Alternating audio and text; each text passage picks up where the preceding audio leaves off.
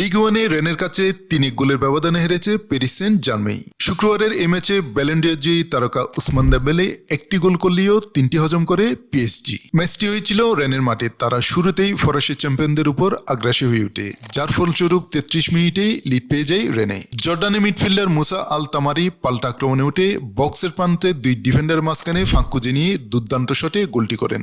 এরপর পিএসজি খেলায় ফিরলেও গোলের সামনে ছিল দ্বিধাগ্রস্ত। ম্যাচের মাঝামাঝি সময়ে এসে স্টেফান লেপল রেনের লিড দ্বিগুণ করেন। দুর্দান্ত ফর্মে থাকা এই সেন্টার ফরওয়ার্ড উঁচুতে উঠে হেড দিয়ে গোলরক্ষককে পরাস্ত করেন।